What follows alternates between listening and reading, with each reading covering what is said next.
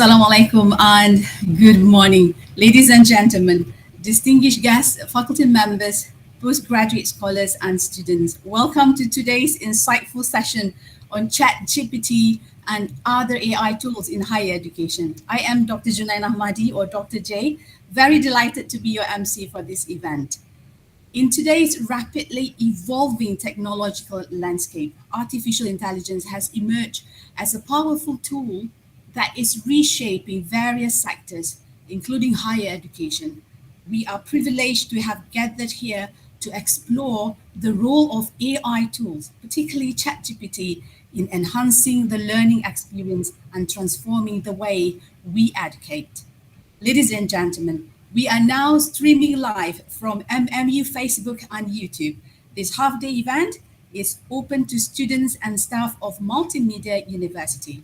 It is co-organized by the Faculty of Management, FOM, Center for Consumer and Research Education, CCOR, Center for Lifelong Learning and Educational Content Development, LEAD, and also with the support of HCM, SMART, SDAC, and MMU Synergy.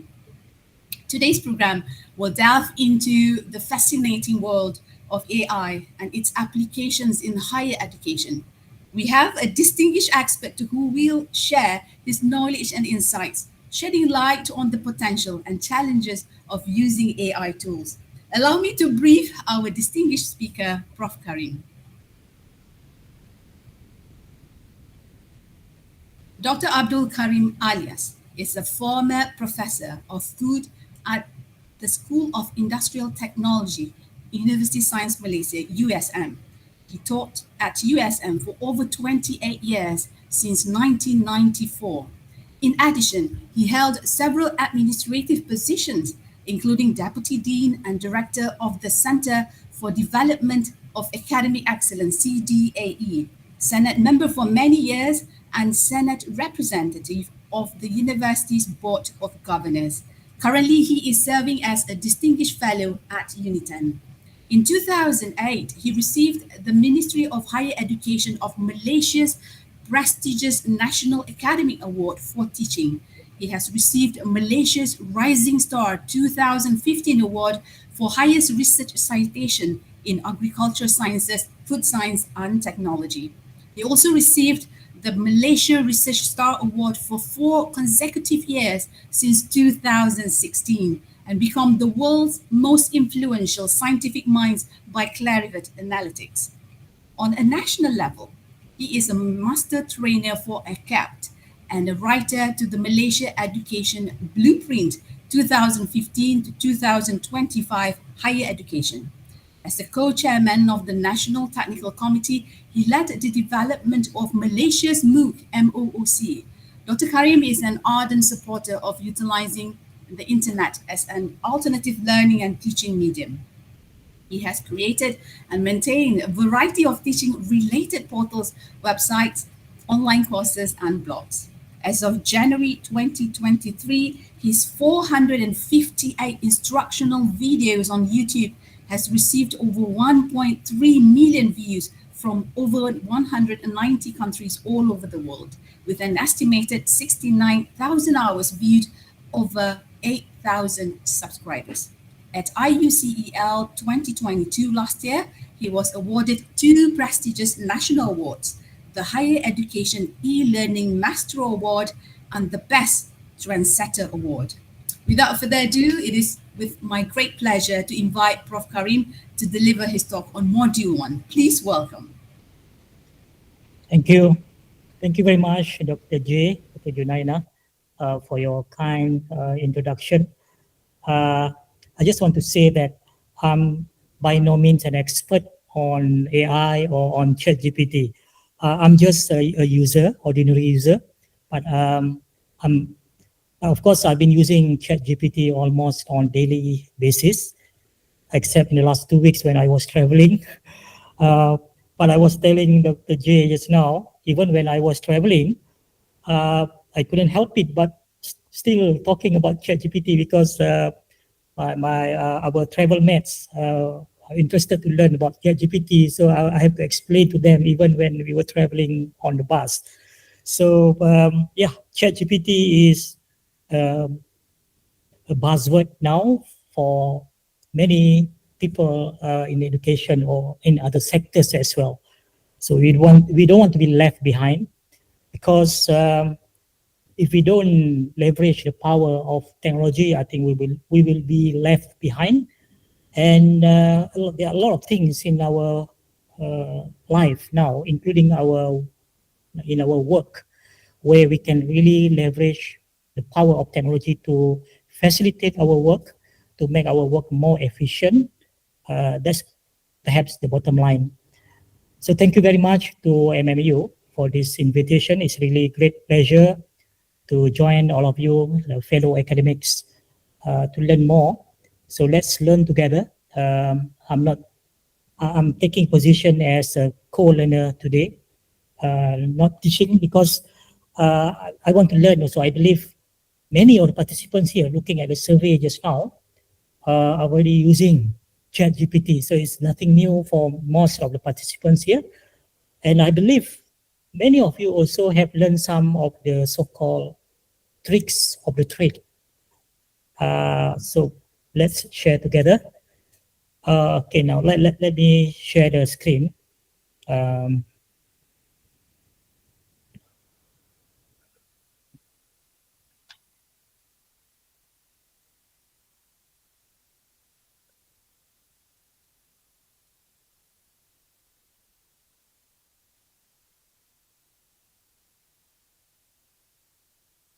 okay, let me just confirm. Dr. J, can you see my PowerPoint? Yes, lovely, Prof. Okay. Yeah. So this is the PowerPoint that I'm going to share all the slides later on. I will give the link. And this is topic given to me by Dr. J, ChatGPT and other AI tools in higher education. So from this title, it seems like we'll be covering not only ChatGPT but other AI tools as well, because there are many other AI applications currently available, a few hundreds of them. But I think we have agreed that the focus would be mainly on ChatGPT, and I hope if there's more time, we can also cover one or two other AI application in combination with ChatGPT. For example, currently I'm using a lot of ChatGPT together with Midjourney to generate graphic. And I've been playing with Midjourney to sharpen my skill, to produce images that can be used for teaching and learning and for other purposes as well. So let's see whether we can have some time to look into that as well. But mainly the focus would be on ChatGPT as a tool that we can use as for in teaching and learning in higher education context. And currently, yes, I'm a principal fellow of Unit 10. I joined Unit 10 in December last year after I have retired from USM. So I think we are not very far from MMU. And this is the proposed program this morning.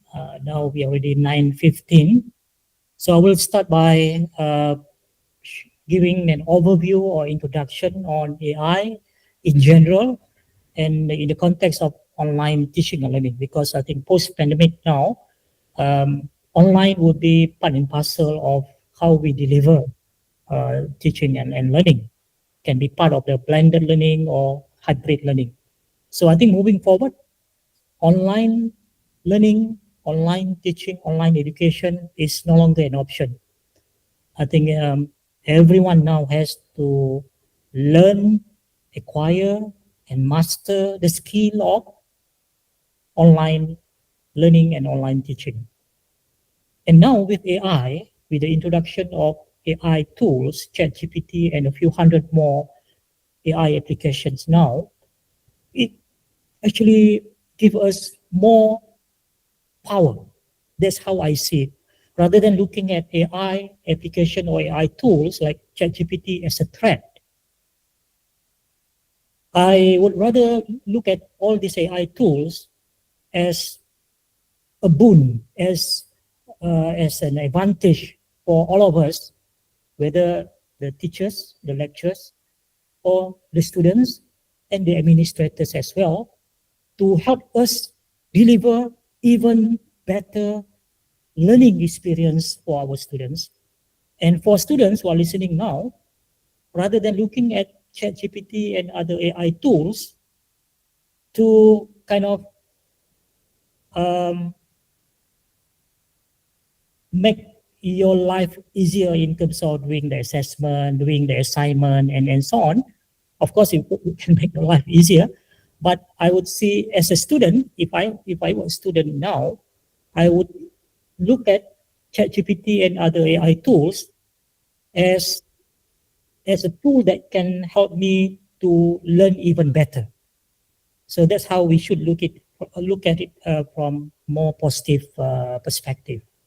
So the first part, I will be basically talk about what is AI in general and how it impact teaching and learning.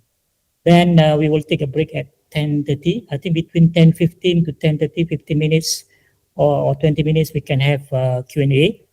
Then after that, at 10:30, we will have a break. Then we will start again at around 10:45, 10:40 or 10:45. This is where I will demonstrate, I will introduce ChatGPT, although many of you have already using ChatGPT, and some of the ways how we can use ChatGPT, especially in the context of teaching and learning. And the final part, uh, maybe we can have some one or two activities or exercises where we can do so that we can apply some techniques or approach that we can use to really utilize the power of ChatGPT. So these are basically the program that we will have until 1 p.m. Yeah. So please bear with me. Let's do this slowly and focus and really learn something. And I'm I hope the participant also can share some of the things that you have been doing so that we can learn together. So these are basically the agenda, getting to know so-called generative AI and ChatGPT especially, integrating ChatGPT into your workflow. And this is actually very important for me because integrating anything new in terms of technology in such a way that becomes seamless part of our workflow. And how the technology, how ChatGPT and other AI tools can add value. So always think from that perspective, how these technologies can add value in my teaching, how all these technologies can add value in my learning. Learning, not only for the students, but for everyone. So we can only grow with learning. When we learn more, we grow more. We have more knowledge, we become more wiser, we have more wisdom. So in order to learn more, because there's so much information out there, we can use the tools of technology like ChatGPT and other AI tools to help us to learn smarter. Okay, so not only work harder, but we can learn smarter, become a smarter learner, become a smarter uh, professional in the context of our professional work. Okay, so then, of course, the second part, we will see how we can use ChatGPT in many different ways. So ChatGPT in action. So I'll be showing or demonstrating some of the use cases of ChatGPT in the context of teaching, in the context of learning as well. Again, when we talk about learning, it can be for our own personal development, personal learning. It can be also for professional development, meaning that how we can use this technology to enhance our teaching, for example, to enhance our delivery, to enhance our lesson plan, lesson design, and so on. Okay, so it's about professionalism. And of course, ChatGPT alone is already very powerful, but we will see there are now more and more so-called extension, which is a small application that we can install in our Chrome browser. We call it Chrome extension. And I have only explored a few, only maybe 3 or 4, but there are many more. And even with a few extension of ChatGPT, it can really add to the power of ChatGPT. one, it is really amazing. Yeah. So I'll be sharing with you one or two. Okay. So as I mentioned just now, ChatGPT is a new buzzword in 2023. Everyone has been talking about ChatGPT. And it's interesting if I can just jump quickly to the survey just now. Um, so far, 60 responses that we have. I understand what 160 people registered for this webinar. But it's okay, we have only 60 responses here. I think that's can give us some idea. So very quickly, let us go through this. Have you ever used an AI tool before? So this is very general AI, not necessarily ChatGPT. There are many other AI tools as well. For personal use or in the classroom, you can see about 50-50. Yeah? The blue one is yes, the red one is no. So about 50-50. But what about ChatGPT itself? Have you heard of ChatGPT before this session? Have you heard? Just heard.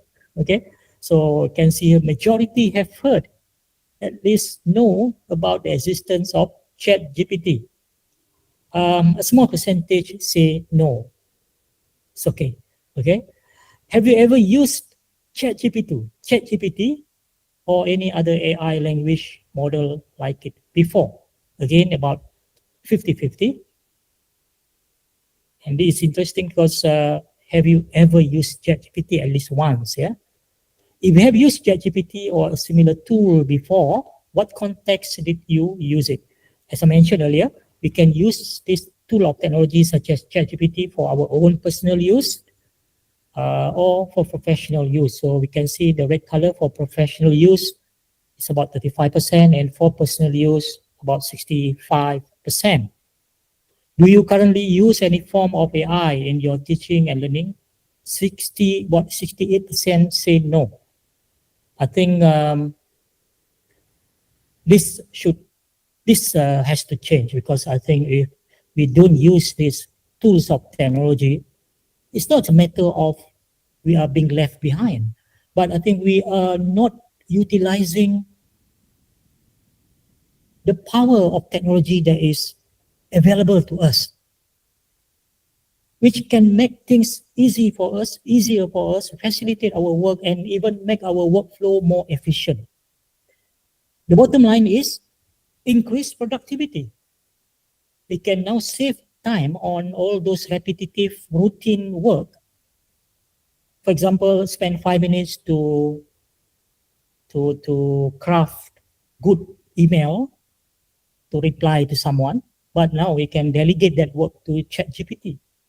We can save a few minutes there. We can save a few minutes here, a few minutes there.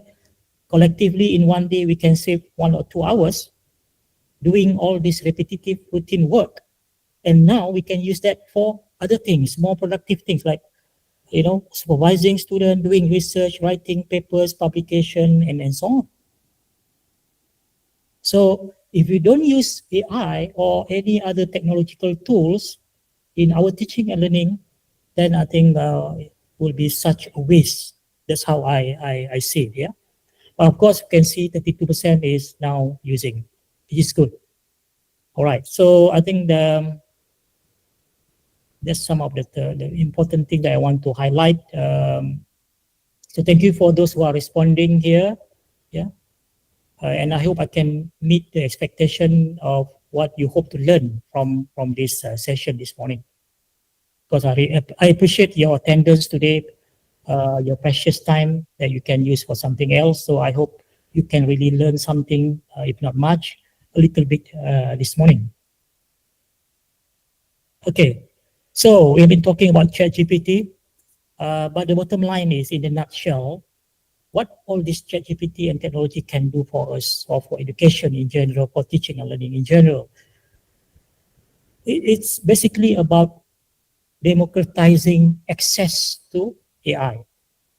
Because previously, AI is basically staying in the bubble or in the realm of experts in computer science. It's not really accessible to the public for daily usage. But now, in 2023, when we have ChatGPT, of course, before that we have AI tools in different form, but not really um, kind of widespread in use like ChatGPT. But now with ChatGPT and now more, there's a proliferation of a few hundreds of AI tool now, basically based on the so-called uh, GPT-3, GPT-4. We have more now. So now all these AI tools will empower everyone to make decisions that will increase their productivity, efficiency, and in the context of business, profit. So in the context of our education, we can use this to increase to improve our workflow, make it more efficient, and therefore the bottom line will increase our productivity. That's basically what AI should do for us, for everyone. So let's start looking at a very general and try to understand what AI is and where does it come from, historically, the evolution of AI with other form of technology as well. Well, I believe some of the participants here are from computer background, so maybe my kind of chronological development of AI here is very superficial, but this I just want to make it simple here. AI, artificial intelligence, is not really a new thing. It's only new for us because we start using it available for the public.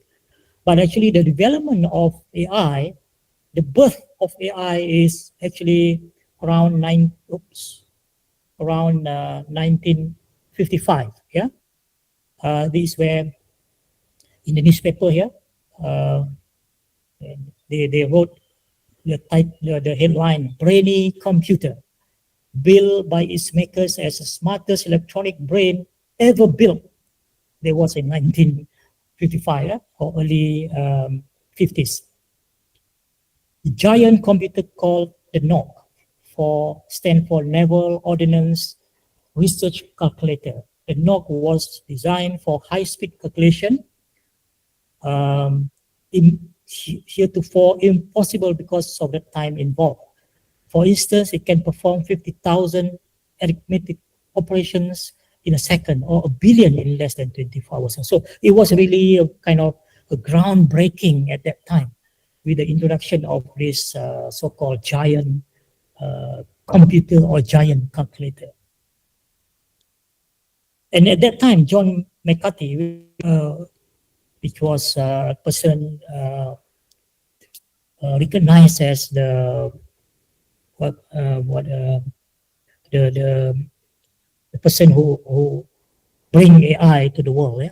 He said this: artificial intelligence is an attempt to make machines use language so that machine can speak or understand the human language, solve kinds of problems now reserved for humans, meaning now the artificial intelligence and the smart machine now can solve problems which previously only human can solve and improve themselves along the way.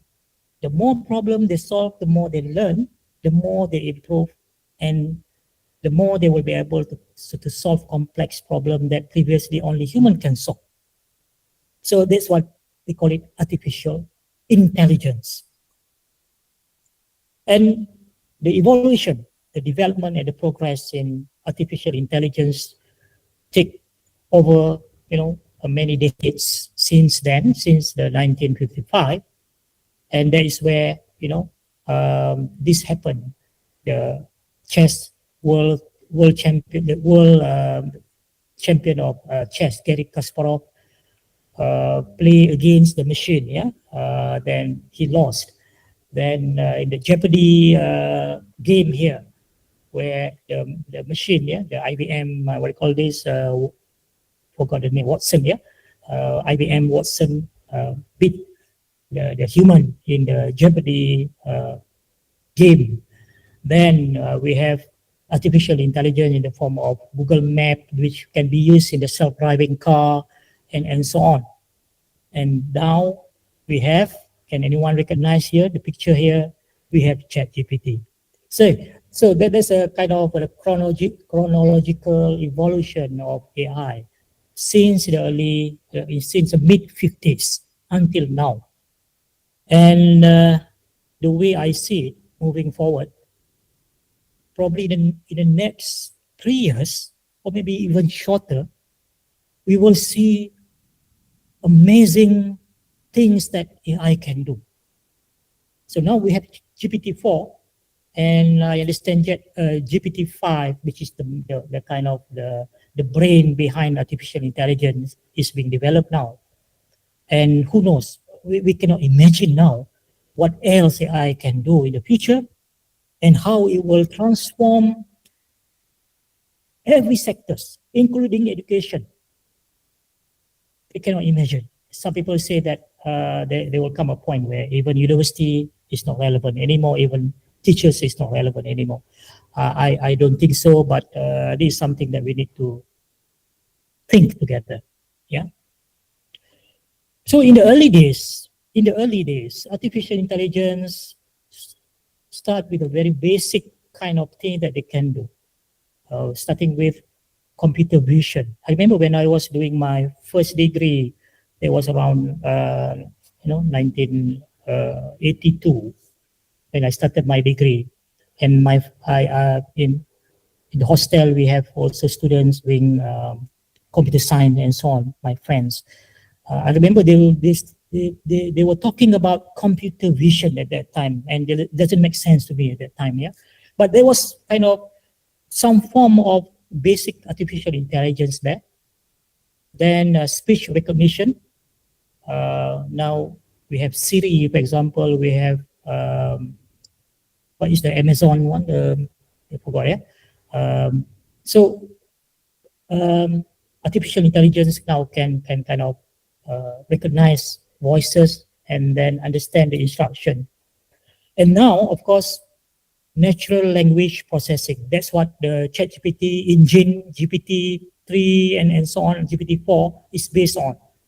Natural language processing, meaning now, instead they can understand our instruction, we can have a kind of a natural conversation with AI, and we can in fact treat ChatGPT as our kind of conversational partner. We can have a social interaction even with ChatGPT. So they can now comprehend and give, basically respond just like we have a natural conversation with human being. That's where we are now. And moving forward, can you imagine? Even they can now create graphics. We just give an instruction using the text. This is what Midjourney does, basically. We can use ChatGPT to write the prompt or the text. Then we bring this into Midjourney, and Midjourney can create wonderful graphics. Even now, soon, now already they can create a video, but very basic. I think in the next 1, 2, or 3 years, maybe they can create the whole video with the storyline, with the graphics, with the voices, everything 100% is artificial intelligence. I think in the next 2 years, perhaps, this will happen. And what actually the power of artificial intelligence very much is actually driven by data. So data is critical to artificial intelligence, and AI is very good at recognizing pattern, and therefore, when they are able to recognize pattern, they can see data in different ways from how humans see data. Okay, so data, they need more data. Yeah, the more data they have, the more they are, the better trained is the AI. When they are better trained, they can be even more useful, even more intelligence, and even can give us more useful whatever that we want to get from artificial intelligence. And the more people, the more users are using artificial intelligence like ChatGPT tool, the more they learn, the more they can see different ways or different kind of questions, different responses, interaction with the users, and so on. So it's an iterative process where they can become smarter and smarter and smarter. And this is what actually the concern of people who understand technology, who understand AI, like Elon Musk, and even um, who the names he just okay, and they said, oh, maybe we need to stop now for 6 months because we are very concerned about how this AI bring us. They can see the risk posed by artificial intelligence now. But why now? That's a question, yeah. So data is very critical to artificial intelligence. So now when ChatGPT was introduced back in November last year until now is what, about half a year now. So when we look at how long it took to for top apps to hit 100 million monthly users, we can see when we compare with, for example, Instagram, it took 30 months to hit 100 million users monthly. TikTok, which is very popular, now still very popular, took 9 months to hit 100 million users. But ChatGPT beat them all. It took only 2 months after its launch to reach 100 million monthly users. What does it mean here? It means that ChatGPT took the world by storm. Took the world by storm. So some of you who have heard but not used ChatGPT, probably when you look at this, probably will be wondering why ChatGPT is such you know very popular. Why it took only 2 months to hit 100 million users, and you are still not trying your hand on ChatGPT yet? Or maybe you have used it a few times, and then you find it's not for me. Is it because ChatGPT is not really useful for you, or maybe you have not explored enough or learned enough? I think the best way to learn all whether these tools are suitable or can really help you in your work, in your daily life or personal development, is to use it on constantly. And I've been using it, I think, almost every day, except in the last 2 weeks, of course. And I learn more and more and more. So that's how when we want to get to know people, we have to stay with them, we have to live with them. Then only we know everything about the person, right? I think I'm sure you can relate to this experience when we live with someone, with our wife, with our husband. Then we can see so-called the true colors after so many years, and you learn how to adopt and adapt, right? How to compromise, how to learn what she or he likes or dislike, and so on. The same thing with all these tools of technology. You have to try it out again and again and again and again. It's an iterative process. So, I think, yeah, this I have what 2 or 3 slides on this. Basically, what it shows here, how this so-called generative AI, such as ChatGPT, is being used in one of the application in business, in the context of customer service. They use this AI as customer service bot. I'm sure you have experienced if you have used a chat bot in some of the services, government services or private services in the bank, for the bank website and so on. This is a chatbot, yeah. So this chatbot is actually based on AI. Basically, they have been fed or trained with a set of data. If it's a bank, of course, everything about the customer service or information about the bank and so on. So it masters human language without additional training. So the customer can interact with the chatbot. I don't know what your experience with interacting with a chatbot. I have a mixed experience. Some not so good, some quite good. Yeah.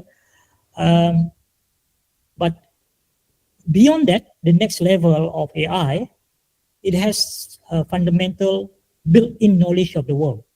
So not only a very narrow subject matter, but it has even more knowledge of the world, meaning that it knows a lot of things. Yeah. And the next level is capable of some reasoning. As we can see in ChatGPT, when we have a conversation with, when we try to interrogate, when we try to question more and more, it can actually have some capability of reasoning. For example, here, um, if we say, if put a question on ChatGPT, for example, the robot tried to carry the box through the door, but it was too big. What was too big, the robot, or the box, or the door? Then the AI can actually try to figure out and reason and say, oh, it's the box. Yeah. So meaning that there's more and more and more capability from the very basic, meaning that it doesn't go beyond the data. If you ask more outside the data that being used to train the AI, it cannot answer.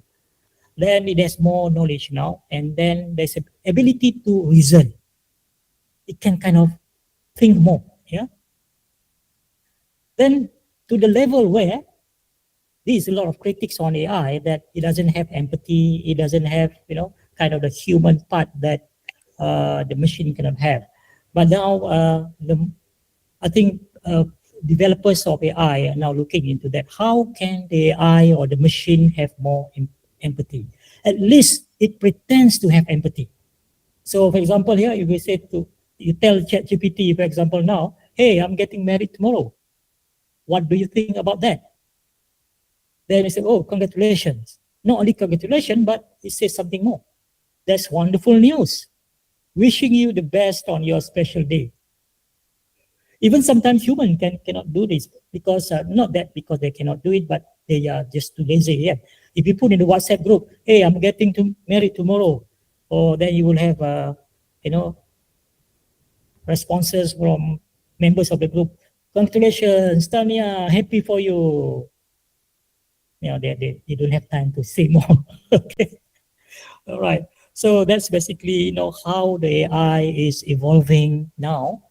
And as I said just now, in the next few years, those elements that we think machine cannot have, empathy, emotions, uh, sensitivity, intuition, things like that.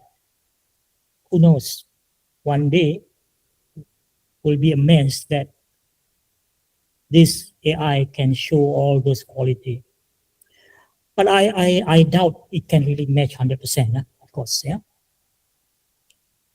Right? It can pretend empathy. For example, there's another example. I'm attending a funeral tomorrow. What do you think about that? I'm sorry to hear that. Maybe ChatGPT one day can respond something like this. It's never easy to lose someone close to you, and funerals can be difficult occasion. Please take care of yourself and make sure you have someone to talk to if you need to.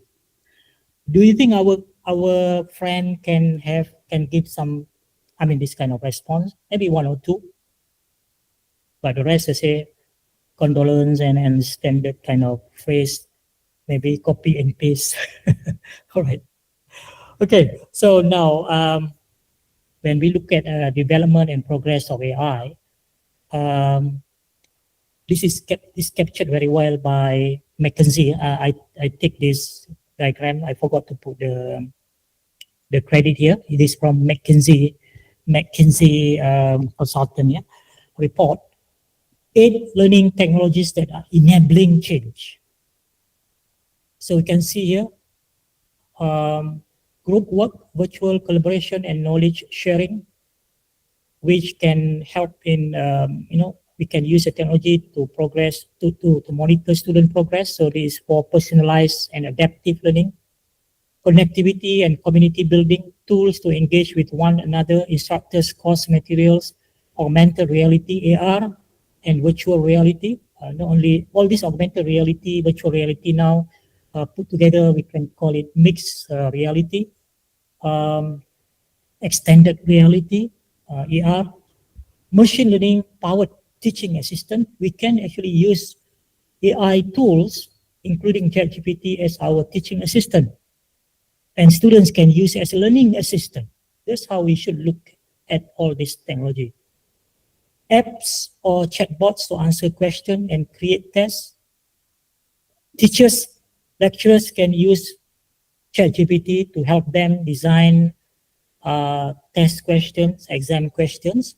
Students can use ChatGPT to help them to revise for the test or for the exam. You know, so both can use ChatGPT on the student side to enhance learning, on the teacher side to facilitate teaching. It can add value. Okay. AI adaptive course delivery, custom lessons based on student progress. I think moving forward in the next few years, we'll be looking into adaptive learning more and more. And perhaps our learning management system, LMS, would need to be uh, transformed into a truly adaptive learning platform. Currently, I think most universities in Malaysia and around the world also, 99% still using the traditional LMS. And we underutilize the learning analytics. And this is another area where AI can really be very, very useful for us. Combination of learning analytics, data analytics, or learning analytics more specifically, and AI combined together, it can really form a so-called adaptive learning platform, and we can use a so-called adaptive learning approach. When this happens, we can really personalize learning for the individual student. And this topic, adaptive learning, is one big topic which we can have a separate kind of sharing session in the future, if you like. Yeah, very big one. And at Unit 10 now, I'm trying to look into this and how we can bring this into our so-called digital learning ecosystem. Yeah, classroom interaction, classroom exercise, and so on. So these are very generally how AI, in the context of teaching and learning now, can transform end to end. Yeah, end to end meaning that from the students, from the moment students apply to enter the university, until they enter the university, to the program, until during the 4 years in the program, uh, in the campus, until they go out, graduate, end to end, we can use AI to ensure from this end to the other end, the student will have the best experience, the best learning experience, the best life experience as well. And together, learning experience and life experience will give the student the best educational experience. That's why in the OBE or in the program outcome, we always use the term program educational outcome, PEO. When I ask people, what do you understand by PEO, program educational outcome? Not many people can really answer it clearly. Actually, when we talk about educational outcome, you are talking about number one is learning outcome. The other one is about learning experience. Learning experience. The other one is life experience. Life experience include the 4 years they spend the time in the campus or outside the campus, and even online. What kind of life experience that they have? The interaction with the student, interaction with the teachers, the lecturers, the interaction with the administrators, and so on. Those actually form the so-called life experience. Okay. Now, this is a tweet. I just captured a tweet from Matt Miller here. He was actually talking about ChatGPT and AI. He said calculators, search engine, Google Translate, Wikipedia, photo math, now ChatGPT. So from the basic calculators, when calculators was introduced at that time, many educators are worried about students not being able to do their own calculation and so on. They will ask the calculator for the answer and so on. A lot of concern there if you read the literature about this search engine, Google Translate and so on. So there's always a concern about how all this technology can makes people dumber, not dumber, dumber. But actually, he said they disrupt traditional teaching, and we educators must adapt, and the students also must adapt. Rather than looking at this technology as threats, why not we look at how this technology can actually provide opportunities, new opportunities? Education evolves forward. Blocking them isn't the answer. Making education more relevant, that is more important. So there's another quote from the educators that I want to share here. Someone said this, prominent educators, prominent professor in education. He said many teachers have reacted to ChatGPT by imagining how to give writing assignments now. The first thing always we always concerned about, alamak, with ChatGPT now, how do I, students can now use ChatGPT to write the whole assignment, to do this, to do that, meaning that they can use technology to cheat, plagiarism, and so on. They always come to our mind this concern. These are real concerns, of course. Yeah. So maybe they should be written out by hand or given only in class when we talk about writing assignment now. But that seems to me short-sighted. The question isn't how will we get around this, but rather, is this still worth doing? Meaning that when we look at the way we do assessment, up until ChatGPT was introduced, and we keep doing the same thing again, year after year, semester after semester, because there was no really urgency or challenge for us to do things differently. But now with ChatGPT, now suddenly there's a shock. Oh, if ChatGPT can do whatever that students can do now, can I give the same kind of assessment? Can I give the same kind of writing assignment? So the question that we ought to ask now, is this still worth doing? Or should we change the way we do assessment now? It's about time. Okay, so my life and the lives of thousands of other teachers and professors, tutors and administrators is about to drastically change. I think at the beginning of the pandemic, a lot of people learned that previously they ignored online teaching, online learning. In USM, we have been organizing a lot of workshops, but up until the pandemic, we have only about 50%, half of our staff attend our courses. What about the half? Another half, they don't really bother because they feel that it's not really necessary. It's not really a must-have.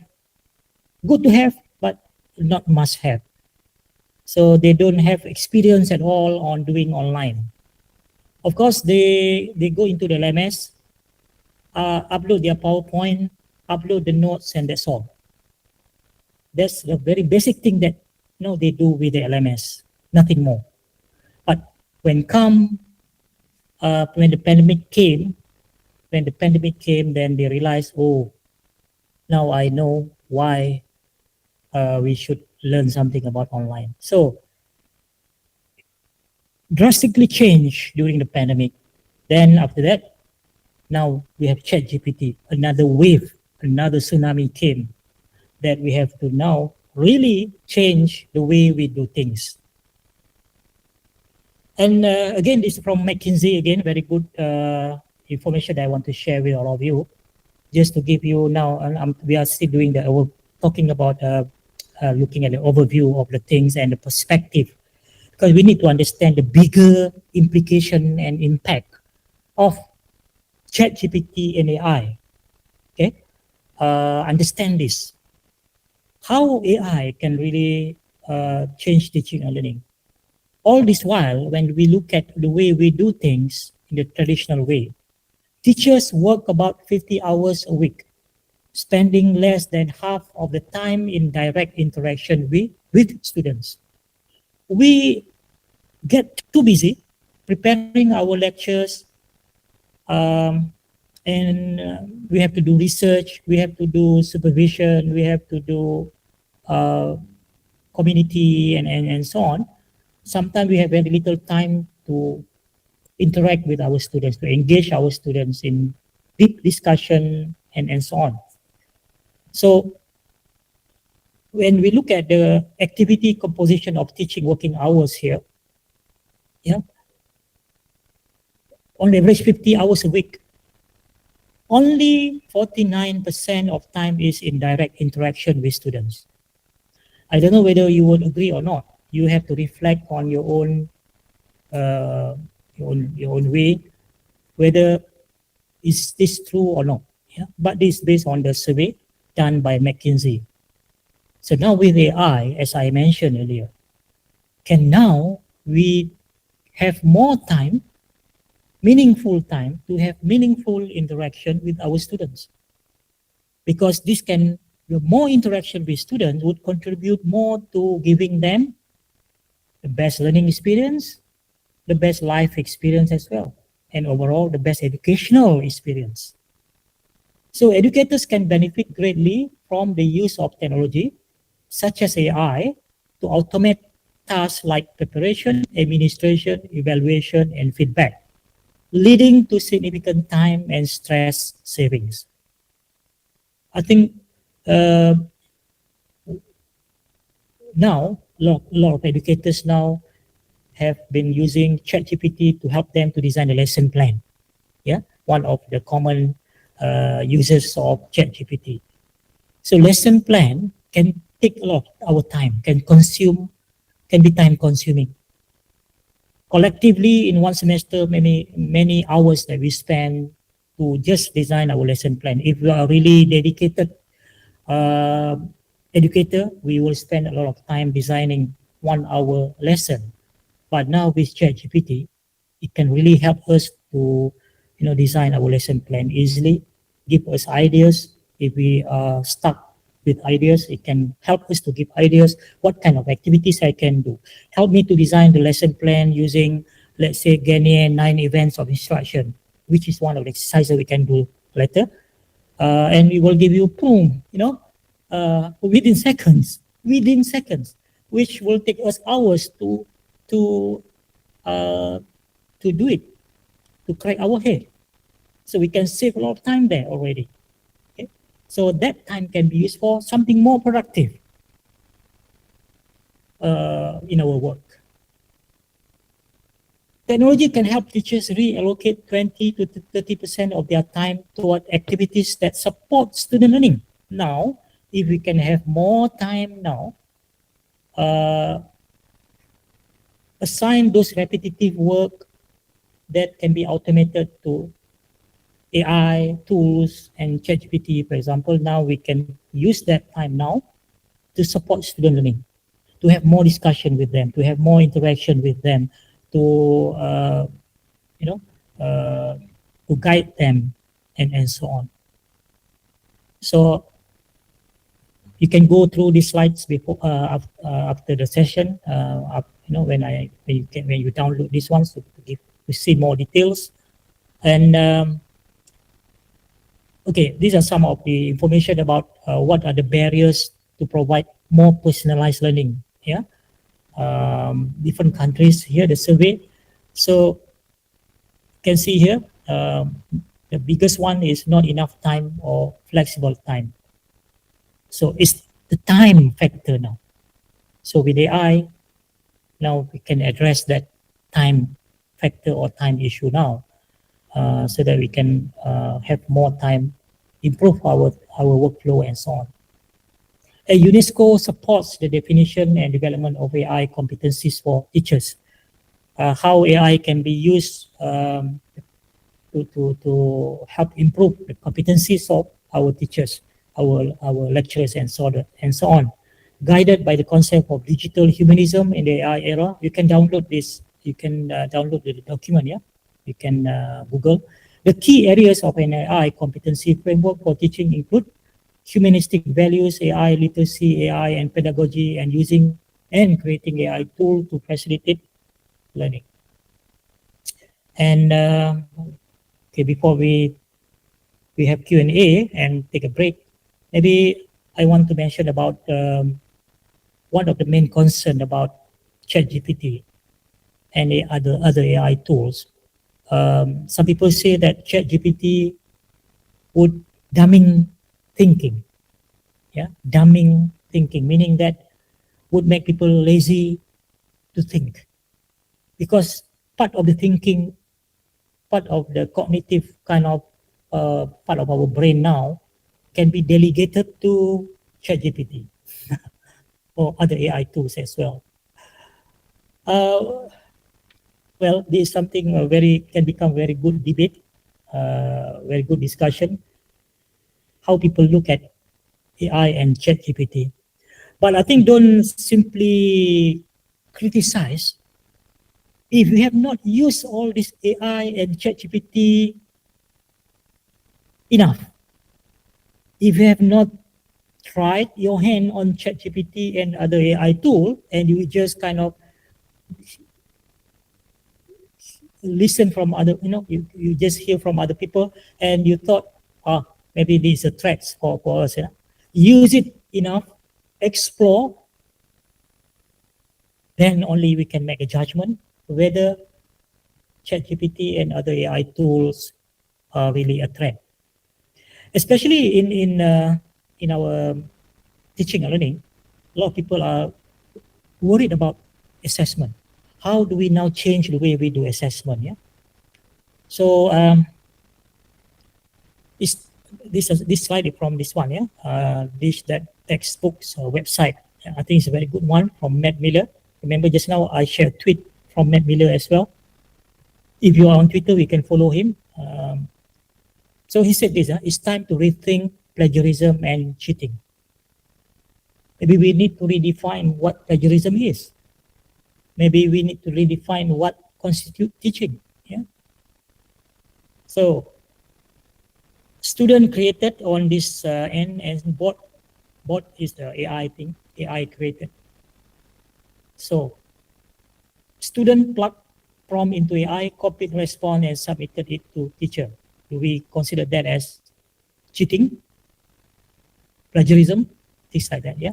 So I don't want to dwell too long on this one, but there's an article written based on this diagram. If you just go to this website, just Google "ditch that textbook," which is, by the way, a good website you can bookmark and read about discussion on this. Yeah, a very good discussion when we want to look at how now AI in the context of plagiarism, cheating, and so on. Yeah.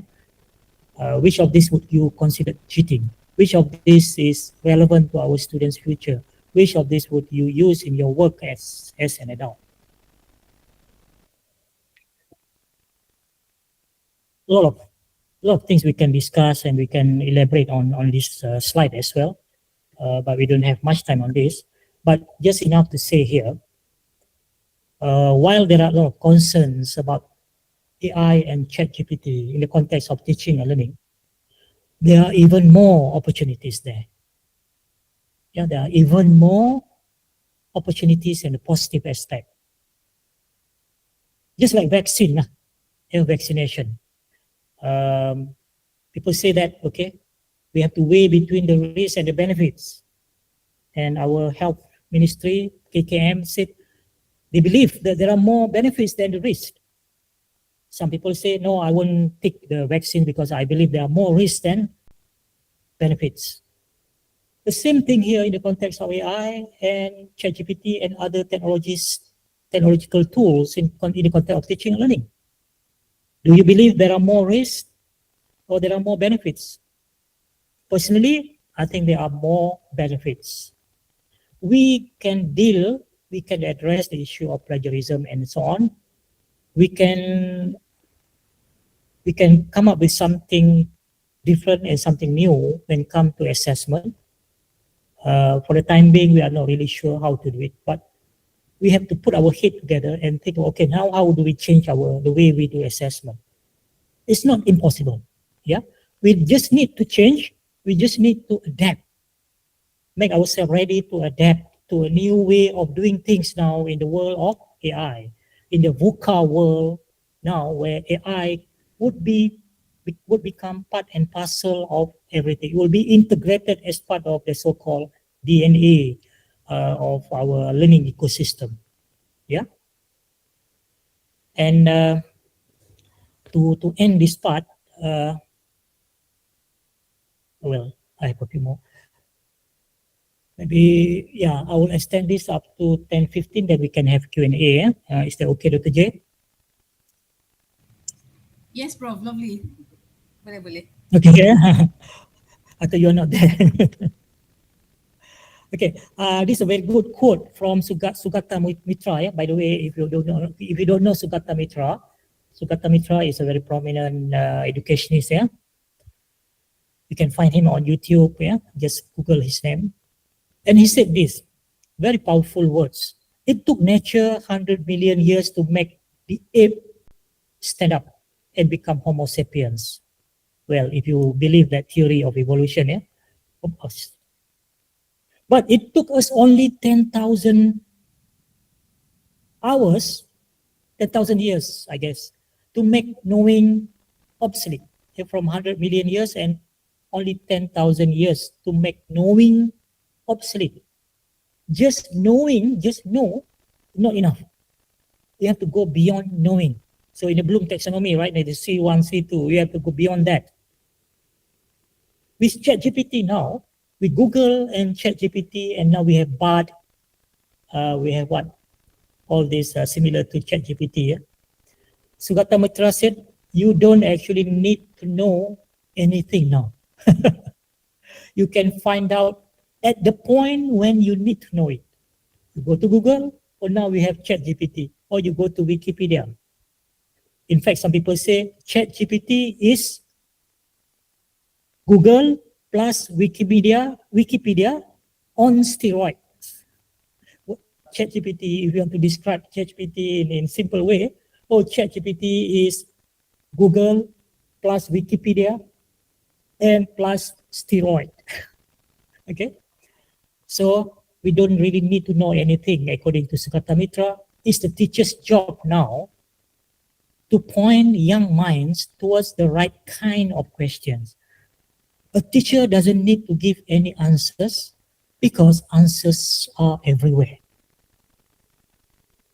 So that's meaning that there's a kind of different roles of teachers or lecturers now.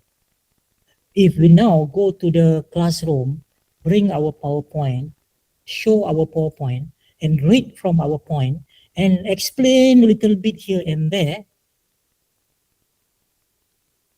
that is not good enough. That's not good enough. You have now to think about what other extra values that I can bring into my classroom so that I can still remain relevant, that the students would want to come and listen to and learn from me, because they cannot find it from Google, Uncle Google. They cannot find it from Auntie ChatGPT. They cannot find it from Wikipedia. It's tough. Yeah, it's tough. Right? And another quote from Sugata: learning is the new skill. Imagination and creation and asking new questions are at its core.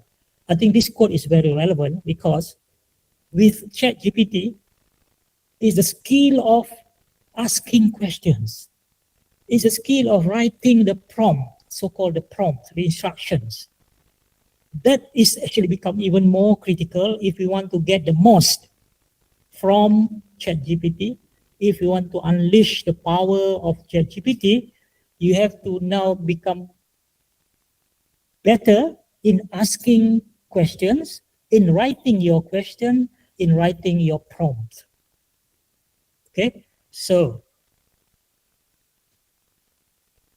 I think we can take a short break now before we go to the second part. If we look at our program, just hold on. So now let's look at our. Yep. Okay, so in module 2, basically we introduce about ChatGPT and then some features of ChatGPT and then the demonstration part. Also until 11:15, yeah, around that. Then after that we continue with the third part. Yeah, we have what, 1 hour for you to try out something, one or two things lah, and share your work. Okay. Now, do you have any questions before we take a break at 10:30? We can look at some. Okay, yes. Thank you very much, Prof. All right, ladies and gentlemen, we are now open for the Q&A session. So if you have any question, please raise your question or you can type on the chat box. Excuse me, nak minum sikit. Sila, Prof. Any Yeah, question? you have any question, any thought from your side? You don't have to agree everything with what I say. Let's have a discussion here. What do you think about AI? What do you think about even ChatGPT? Do you think it's a threat? Is a boon or a bane?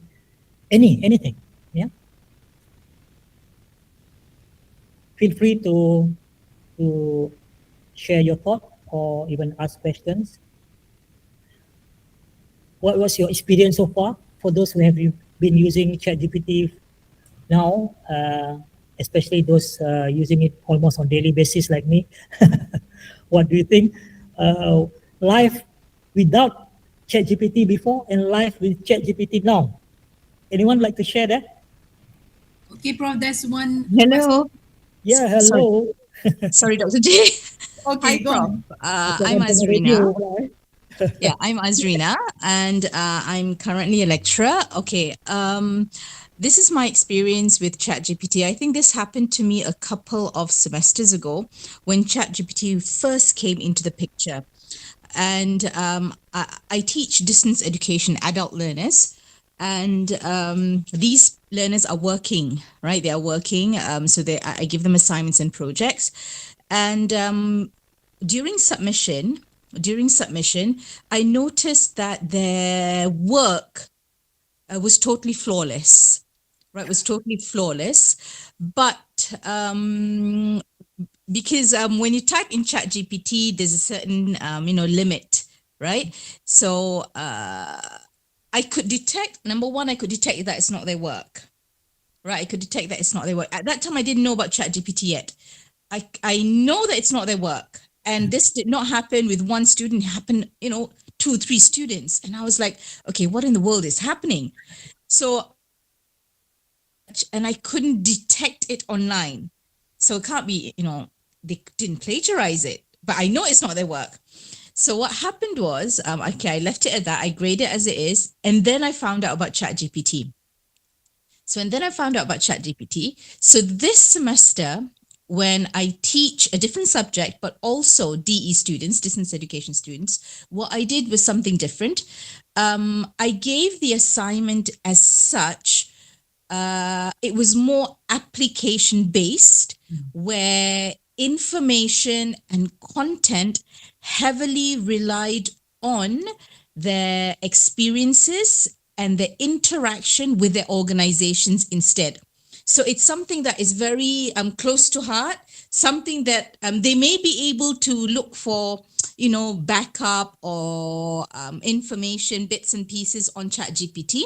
But because I've made it into a really application-based assessment where they really have to work closely with their organization, get feedback and so forth, and provide evidence, I think it's quite a challenge for them in that sense.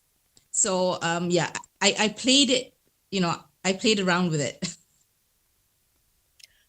Thank you. That's my experience. Thank you, Dr. Azina, for sharing. I think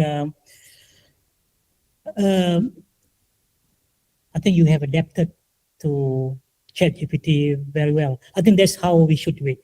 Or rather than looking at ChatGPT as something that we tell our students, no, stop using ChatGPT for any of your assignment or any of your work.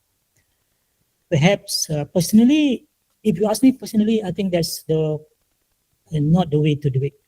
In fact, we should even encourage students to use ChatGPT. But then we have to draw a line. And this is where we need to really educate our students. Look, before ChatGPT came around, students around the world have been, committing all this plagiarism act and so on. And we have tools like Turnitin to detect plagiarism. Students know it. We tell them, don't plagiarize, and because you plagiarize, we can detect using Turnitin. But let me ask whether that has stopped plagiarism. No. So we can have all the wonderful tools to detect plagiarism, and yet students will find ways to beat the system. Hackers can beat all this so-called firewall and whatever that we put up to protect, to give security to the system and so on, but they still can find ways. Human being is like that. The more we stop them, the more it challenges them to beat the system. So we cannot continue to, it's a futile effort to stop people from cheating, from doing things. So what we need to know is now, I think what we need to, how do we adapt, is basically adapting to the new way of doing things. With this technology, how we can leverage the power and how we can deal with it, adapt and change the way we do assessment. So I think, Dr. Azina, I think you have done well on that. I'm not teaching anymore because I have to. Thank you, Prof. But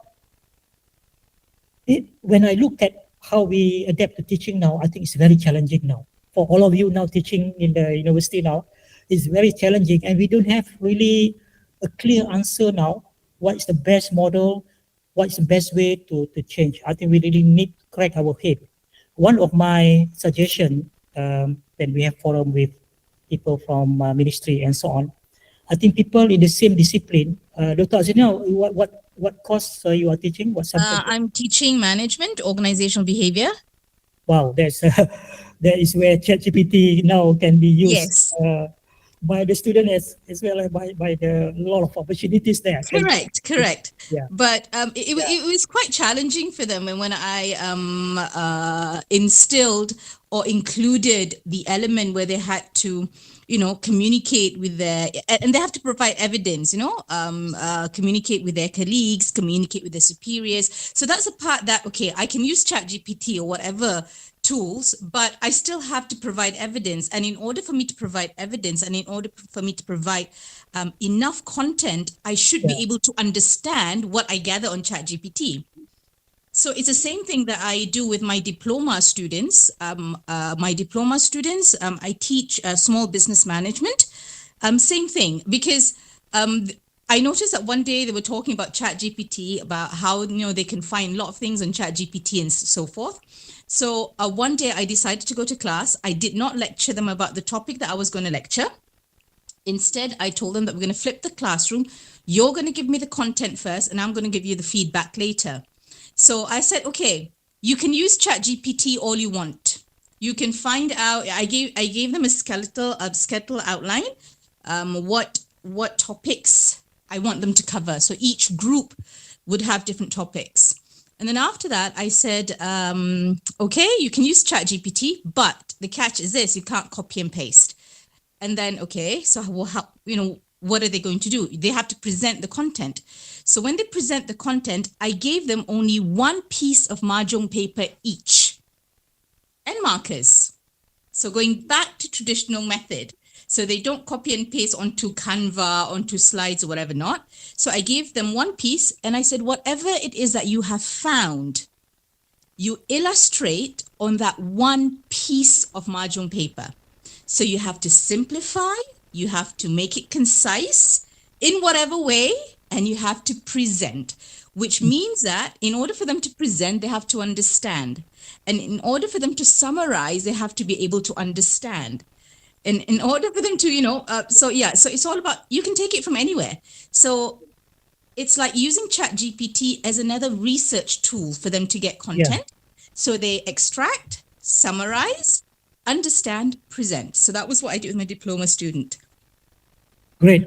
I think that's a very, very excellent thing that you have done there. I love it when you say that we want the students to treat ChatGPT or other AI tools for that matter as a research tool, as a learning tool, as a learning aid. On our part, we can look at ChatGPT also as a teaching aid, as a teaching tool, as a research tool to help us to prepare the content, the delivery for our teaching. That's how we should look at ChatGPT. I think you have done very well there, Dr. Azina. Congratulations. I wanted to say something just now in the context of, I want to say that at this point in time, I think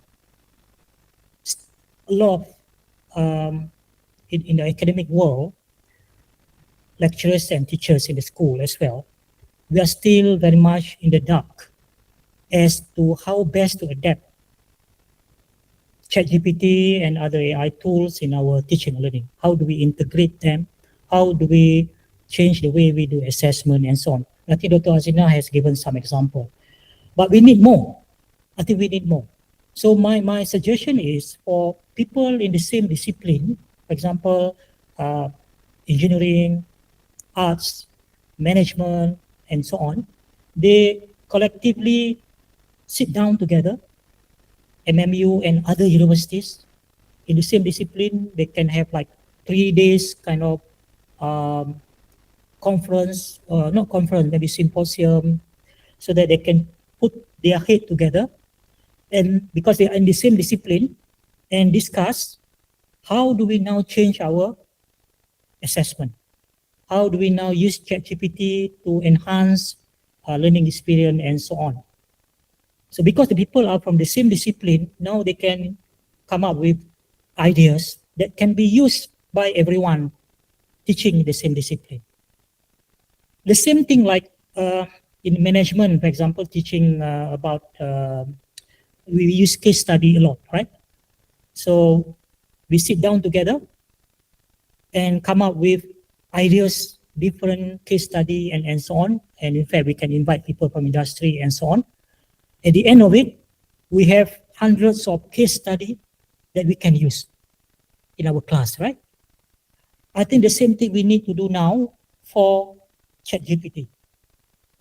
So I urge someone can take the initiative to call all, maybe not everyone, but key people in the discipline as a think tank, crack their head together. At the end, they will come up with a long list of kind of assessment that they can use with ChatGPT integrated into it. This has to happen soon. At this point, I want to show you one example, some initiative done by people. Yeah. Later on, I will share the link to this Google slide. Oh, I'm not sharing the screen yet. Let me share the screen now. We can have like few Yes, minutes before we we take still a break. can. Yeah, yeah, Prof. Yeah, because this is very important. What I'm going to share with you now, um, in the context of, yeah, can you see the screen now, Dr. J? Yes, lovely. But it's Yeah, not on the presentation mode, Prof. yeah, this is not in the presentation mode, Yeah. but you can see the screen, right? Yes. Okay, so these 100 plus creative ideas to use AI in education. Someone, a group of people here, have taken this initiative. These are the people, Chrissy and so on, and they have created this Google slide, which is editable, shareable, and editable.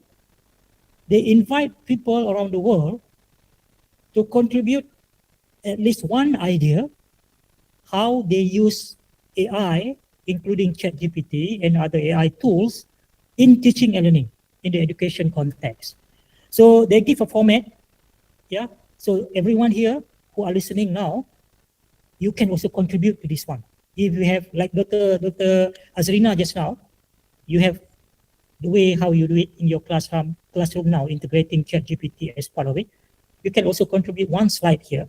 They provide a format, yeah. They provide a format, the template, and based on that, you can contribute. Let me just take one example. Use ChatGPT to transcribe student conversation. TV quiz master, AI powered rubric generator, game development with chatbots. I'm just randomly go through this slide. Yeah. Critical AI literacy and critical assessment. The kan macam-macam lagi lah. Ada 123 ways people around the world contributed to this one. They share how they now change the way they do assessment using ChatGPT. Integrating, you see here, tools use ChatGPT. Maybe I put full screen now. Slideshow. So now can see full screen, I believe. I guess you can see full Yes. screen. Full So I screen. just go through very quickly. Never-ending case studies using ChatGPT for authentic practical scenario. Empowering student-led using macam 100 plus. And this is the format. Okay. So I'll be sharing this one, the link. I think I can share now the link, direct link to this Google slide. And after the session, you can go through all this. I'm sure you can pick a few. You can adapt directly. You can adopt and adapt to your classroom immediately. Thank you very much, Prof. Prof, we have another question on the chat Okay, box. okay. I will yeah, I will share the screen, the link later. Yeah. Yeah. Okay. Now, there's another question. Can we? Wonderful. This is very informative. Yeah. We can have a copy. It's not mine. It's actually meant to be shared. But I urge all of you also to share, contribute to this one. Yeah, contribute to this collection. Hopefully, will become currently where they have 123 slides there. Hopefully, it will become more. Okay. And this is kind of thing just now I mentioned. People in the same discipline now. Maybe Dr. Azrina can initiate one. Things like a Google slide now for management and call all other universities in Malaysia to contribute, even open to the global as well. Yeah, another question just now, Dr. J, kat mana? Can Prof comment on AI bot? Which one better compared to ChatGPT? I can see from Dr. Muhammad Amirul. Can Prof comment on AI bot? Which one better compared to ChatGPT? Okay, I have not played enough. I have tried bot a few times, but I have not yet explored and play with it enough to make kind of to give my own opinion. But you can see actually if you Google comparison between ChatGPT and Bard, and also if you go to YouTube, there are quite a number now article and video on YouTube comparing between Bard and ChatGPT. But my personal opinion, with my limited exploration on Google Bard so far, not very impressed yet. Not very impressed yet. I'm still comfortable using ChatGPT. But at the end, towards the end of this sharing, I want to share with you ChatGPT, or not exactly ChatGPT, the GPT engine behind it, GPT-4, have been integrated or become the engine in many other applications. And one of the application that I want to share later on is called Notion. Yeah, and I have shared the link to these resources just now, which is basically using application called Notion. Yeah, you have got the link just now, right? I want to say more about these resources after the break, but this one was created in Notion. And in Notion, Notion is a kind of productivity tool available as app on Apple, on iPhone, iPad, as well as an Android, and also available as web-based application. Yeah, and you can see on my computer down here and here Notion. So I'm using it on my laptop now, but it's also available as app. And GPT-4 has been integrated in Notion. So sometimes I use actually Notion. I use AI tool in Notion in combination with ChatGPT as well. So now in the future, we will see more and more applications will be integrating GPT-4 or AI. Microsoft Office is already doing that, and there are many other applications. In fact, Google now have integrated GPT-4 in their Google search as well. And they just announced it a few days ago, last week, I think. Yeah. Right, so I will say more about this. I will come back to this. Am I sharing the screen now? Forgot. Huh? No, no problem. Oh yeah, I forgot. All right, okay, never mind. So, Dr. Yang asked a question just now, to Amirul, I'm not impressed yet with Bard. That's a short answer. Okay. All right. Is there any more question? Any question? Yeah, any question or any thought before we take a break? I think there's a break time. Hi, Prof. Hi, yeah, Dr. Navi, Nava. Yeah. Thank you very much for sharing this day. I just had a recent experience as well while doing the assessment. Now, I think after going through your discussion today, doing assessments in using computers is becoming challenging, because I've seen students, we give questions, they use ChatGPT to find answers. So, I mean, they can look at the slide, go around and look at it, I mean, try to find answers. But GPT, what happens, provides opportunity for students to get the answers. I mean, might not get the exact answer, but some of them able to get the answers on the ChatGPT. So using computer-based learning or teaching, I think becoming a challenge now. I think this is also going to impact on certified trainings, right? So I think that's like what Dr. Azirina was sharing.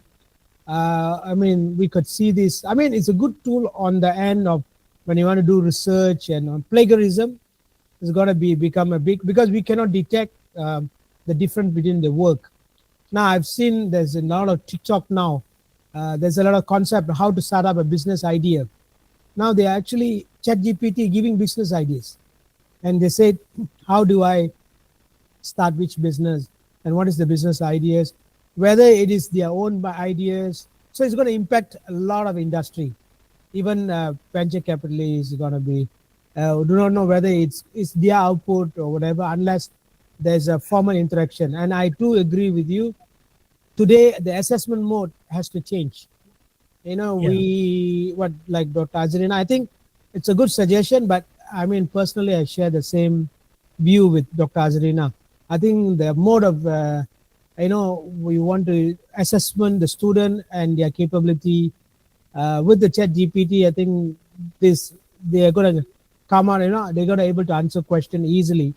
So probably there is a challenge. I mean, that's something with within the group here, or even the bigger discussion group need to be there to establish, to evaluate the way we want to do. I mean, we are still very new to this area, but we need to see how things can be handled, to finally get good work and to assess the student. Thank you, Prof. Thank you, thank you, Dr. Nawab, for your input. Yeah, the assessment has to change. Any kind of assessment that require students to answer directly is probably no longer relevant, because again, I show this slide again from Sugata Mitra. Answers are everywhere. Google previously can provide answers. Now ChatGPT extend the capability of Google now. So if we design our assessment the same way, where we put up the question that they can simply Google to get the answer, and now they can use ChatGPT now to provide not only the answers, but even the ideas as well, then that kind of assessment is no longer relevant. So we have to change, and we have to adapt to it. But what kind of assessment? At this point, I don't think I can give you a definite answer, because these are evolving very fast. And this is where we need a collective effort by everyone. Collective effort by people in the same discipline now. Okay, let's sit down together and let's crack our head, brainstorm, and find ideas how best we design or redesign our assessment now to not to stop students from using ChatGPT, but we want to encourage them. But which part of ChatGPT that the students can use? Oh, okay, they can use for research tool. They can use for giving them some ideas.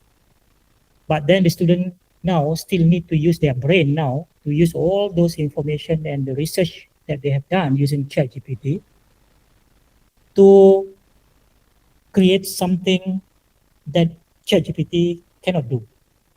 So this is where the cognitive part, the critical thinking, problem solving, the real one that requires students to engage on their cognitive skill. So I'm saying this, and it sounds okay, easy, but it's not. We need to find out. We need to work together on this one. All right, Prof. I think we are running out of time. Okay. So I think we should stop the Q&A session now, because we are about to go for module 2. So many thanks, Prof. Ladies and gentlemen, we have come to the end of module 1. So the live streaming will also end here. So we are taking a break for about 10 minutes, and then the next session is a training session where it will involve MMU staff only. So the students and postgraduate scholars, you may leave the session now. Thank you very much for your participation. Assalamualaikum, and have a good day. Thank you. Okay, come back in 10 minutes, yeah? Wonder how fast intelligent machines run on 5G? At MMU, you'll find the answer. Wonder how creative content and online businesses are mastered? At MMU, you'll find the answer. Wonder how cybersecurity and law function? At MMU, you'll find the answer. Find out all these and many more at Multimedia University, because MMU is you, leading the digital future. Visit mmu.edu.my.